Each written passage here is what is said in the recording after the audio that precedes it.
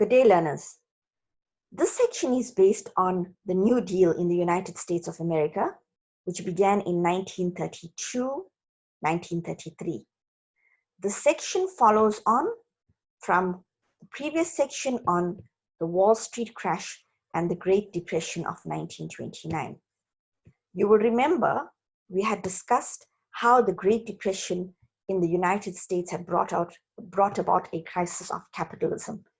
Here we were referring to the problems that arose as a result of the period of prosperity, success, and the American dream coming to an end in the late 1920s when the Wall Street crash took place in 1929.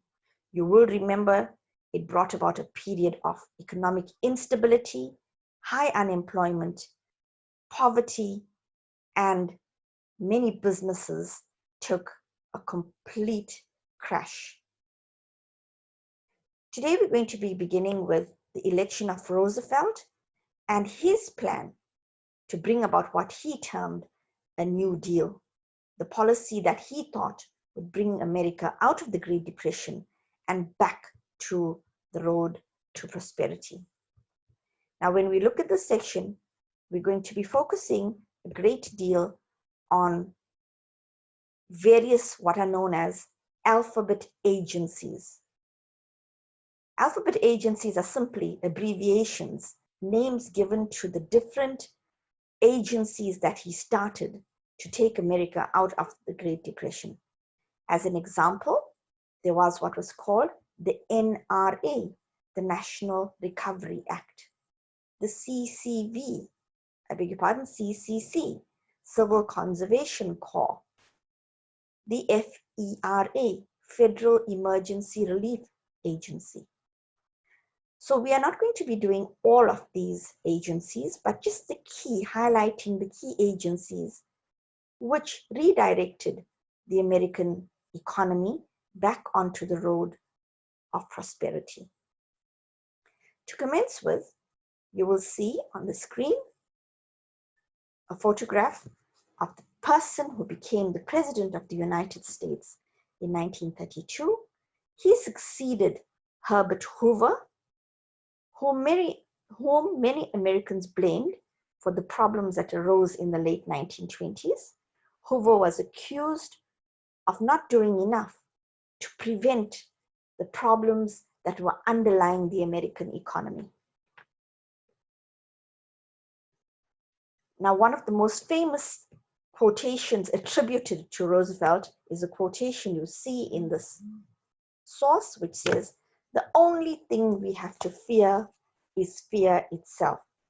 Just to explain this to you, what this means is that at the time the Wall Street crash took place, when many people lost all their savings, all their possessions, those Americans were living in tremendous fear that they would not be able to provide for their families, fear they would never recover again, and once again live a comfortable life. And what Roosevelt was saying here is, stop being afraid, because the only thing you should be afraid of is fear, which would prevent you from changing your life around and heading back to prosperity. So what is it that we're going to learn? We learn about what the New Deal was. This was the key policy of Roosevelt. We learn about what Roosevelt did during his 100 days. That's the first 100 days that he came to office, and why his fireside chats were significant. We'll talk more about the fireside chats later.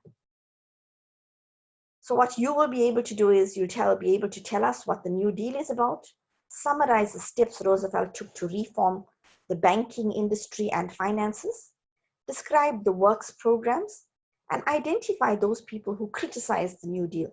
There were several people who felt that Roosevelt was not introducing a policy that suited capitalist ideology or the capitalist way of thinking.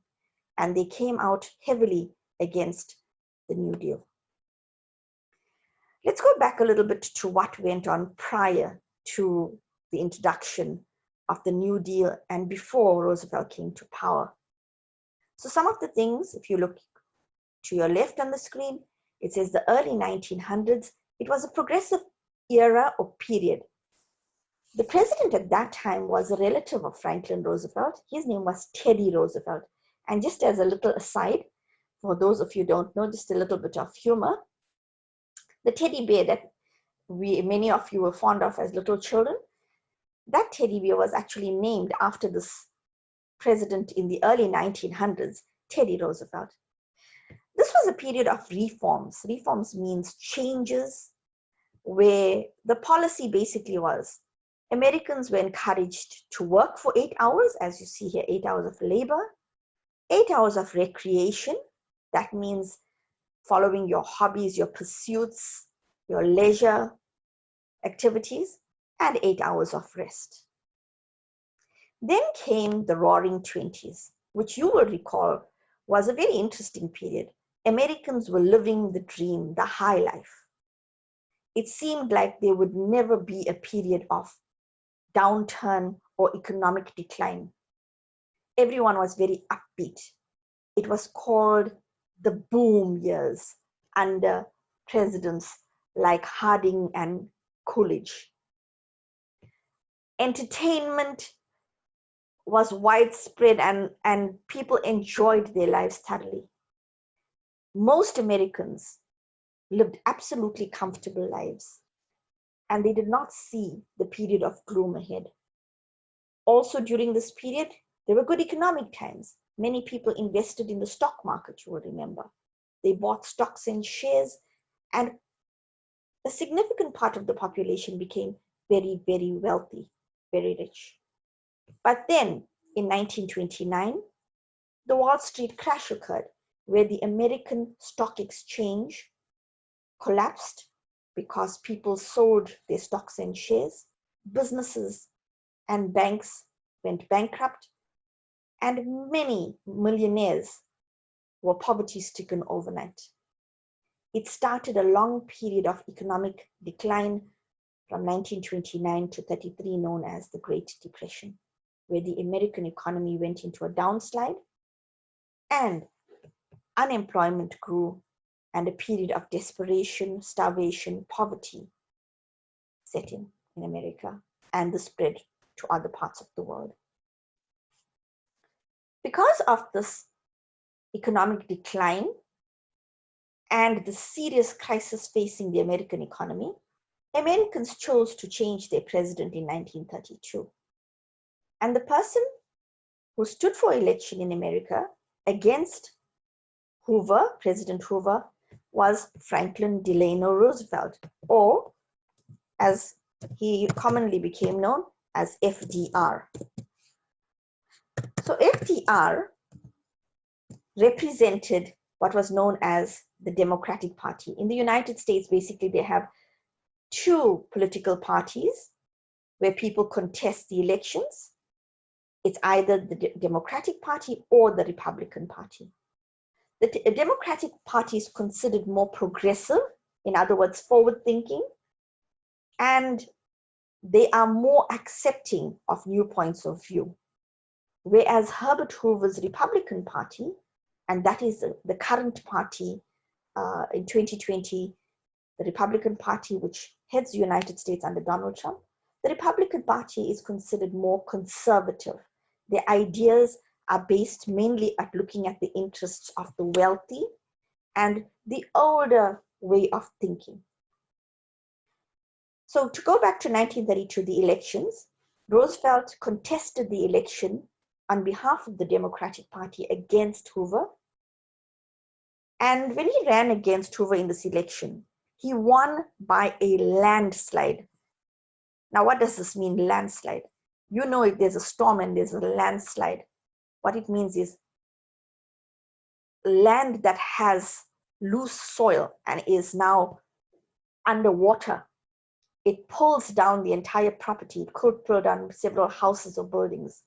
Now, this is just a figure of speech. Landslide means by a very large, significant amount. So Roosevelt won 23 million votes at that time. Hoover won only 13 million votes. So you have a question here. What was the main reason why Hoover lost the elections? I'd like you to indicate 3 reasons for this. What were 3 reasons why Hoover would have lost the elections? I want you to look back at the series of events in the late 1920s and early 1930s. Okay, let's move on to the elections very briefly. This is a map representing the election results in 1932. And if you look at the key here at the top, you'll find that the key tells us the blue areas represent the areas won by the Democratic Party under Franklin Delano Roosevelt's campaign. And the mustard or brown area represents the Republican Party as represented by Hoover. So when the elections were over, you would see that almost, I would say, 70% of the United States population had voted for Roosevelt to become the next president, compared with just about 30% for Hoover. If you look at this legend or key here, it says electoral votes. These are the number of seats they have in their government, in equivalent to our parliament. And Roosevelt's Democratic Party gained 472 seats based on the number of votes, percentage-wise, and the Republicans had only 59 representatives. These are the representatives in the government. These are actual votes as people voted at the voting station. All these letters you see here represent different states in America. Each one is called a federal state. And this is important because later when we look at the alphabet agencies, you will understand that some of the policies that Roosevelt introduced applied to certain states only. So just to give you an example of some of the most important states, you've got here Massachusetts. That's where, then you've got New York State here. New York City is there. And near this area here, which they don't actually tell you, is you've got the United States government is located in this area here. It's called District of Columbia. That's where Washington, the capital of the United States, is located. On the side, you've got California. Cities like Los Angeles, San Francisco are there. There's Florida here. This is the heart of the current president, Donald Trump's stranglehold. In other words, he's got a lot of popularity here and support in this area. So this here represents the United States. It's the southern part of North America, and the country here, which you don't actually see, is Canada. To the south, you'd find countries like Mexico and South American continent. Okay. Moving on. Okay, so a little bit about the Roosevelts. They were an interesting couple, he and his wife, Eleanor. We'll see a little bit about her just now. And as you read here, he had a winning personality, and he believed it was the government's job to take direct action to help its people. Now, he was very unlike Hoover, the previous president. Hoover allowed business people to run businesses as they pleased. I wonder how many of you can remember, what policy did Hoover follow with regard to businesses? It's a French term. It's a two-part word. You might remember it starts with L and F. Let's see if you can go back to your notes and refer to that term. What policy did Hoover follow with regard to businesses? Some more information about Eleanor Roosevelt. She was considered a powerful political force in her own right, and she helped to change the role of the First Lady. The First Lady is the wife of the president. Franklin and Eleanor's marriage played a central role in his political success. Usually it's the president himself that contributes to changes in the country. In this case, Eleanor Roosevelt played a substantial role in helping to turn the country around after the Great Depression. So here you see Roosevelt and his wife seated in a vehicle in the 1930s. FDR created the New Deal, but Eleanor, his wife, was also influential. In other words, she had an impact on the lives of the people, and she was a very popular woman. Some information at the bottom about Franklin and Eleanor. Some first ladies, the wives of presidents, historically stay in the background. In other words, they don't contribute much, as I said. Eleanor, however, was influential in her own way, and she powerfully influenced history. It became a partnership between the two of them. Roosevelt, on the one hand, he was a very cordial, warm, enthusiastic person. And he was appealing to the people because he was cheerful, he was optimistic, meaning very positive, and he was very confident. He was an effective communicator. We'll talk about the fireside chats later. And he was a reform-minded Democrat. In other words, reform means change. He was in favor of introducing positive policies to bring about change and not be stuck with the kind of policies or ideologies that had existed in the past. And he was not unwilling to listen to suggestions that would benefit the country. He believed the government could solve economic and social problems. So what he was basically saying here is that there's a need for government to be involved in the way businesses are being run and the country is being run. Very unlike Hoover, who left it to businesses to do their own thing. Information about Eleanor. She was considered the eyes and ears of her husband. Now, what this means is that whenever there was a decision to be made that would influence the country, she would look at the policy in a very open-minded manner and give her view. And she listened to the views of people. The ears means when people spoke, when she went out into public and she interacted with the public, when people spoke about their concerns, she brought it back to her husband. When she saw people living in poverty, that means she was the eyes of her husband. She went out into the community. She was able to reach out by sympathizing and identifying with the problems that they had, taking it back to her husband when he became the leader and sharing it with him so that they could create a policy that would benefit Americans. She directed her efforts to solving several major issues. One of the areas that she was very involved in was fighting on behalf of African Americans. At that time, they were called Negroes, Black American people. And lynching means that many of them were strung up on a rope and hanged across the tree in front of the public. And many African Americans suffered this fate, where they died by hanging at the hands of what was known as the Ku Klux Klan. Now, the Ku Klux Klan was this white conservative group. They were racist, they were anti-Black, and they went out of their way to kill innocent Blacks because they considered them a threat to American society. They used them as labor, but they did not want them to be given equal rights or any rights at all. Eleanor wrote her own newspaper column.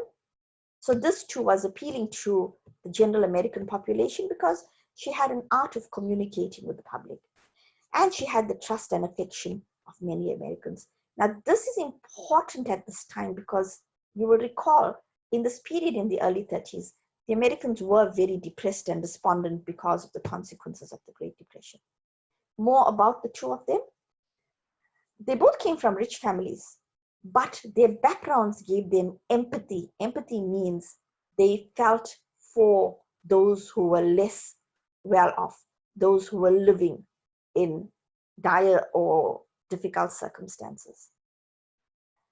Roosevelt himself was born into a wealthy family in New York State. He became the state senator, that means one of the people representing New York, and the secretary of the Navy. The Navy is the armed forces at sea, and he became the governor of New York. In other words, equivalent to the premier of our provinces. In 1921, he contracted a disease called polio, which caused him to be paralyzed from his waist down. And for the rest of his life, his entire presidency, he spent in a wheelchair. So that made him even more remarkable, because despite his handicap or disability, it did not prevent him from being a very efficient, productive, and successful president. Because of his disability, in fact, people had he had greater compassion for people, and people identified with him. They looked up to him. Here's a man with a challenge. And despite his disability, he's able to lead us. So that earned him a lot of support as well. As far as Eleanor was concerned, she was interested in progressive causes.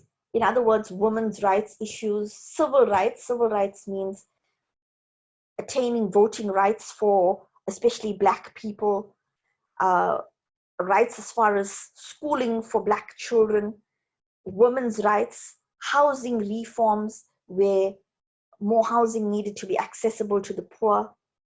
She was also interested in child welfare, assisting in creating groups that saw to the needs of children who were either indigent, in other words, poverty, living in poverty, or suffered at the hands of abusive parents or caregivers. She was an active public speaker, a writer. She was popular in her own right, and she helped to influence her husband's progressive policies. Okay, so here's your first full activity. It's paragraph writing. Remember to use the Peel method that I had discussed with you. It's in your resource pack. It says, use the information in the sources relating to the personality of Eleanor Roosevelt and explain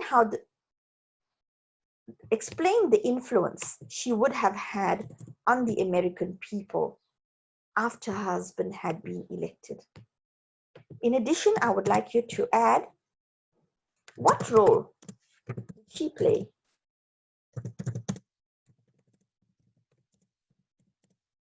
in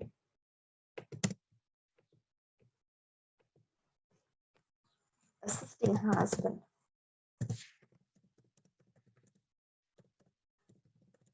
to improve American society?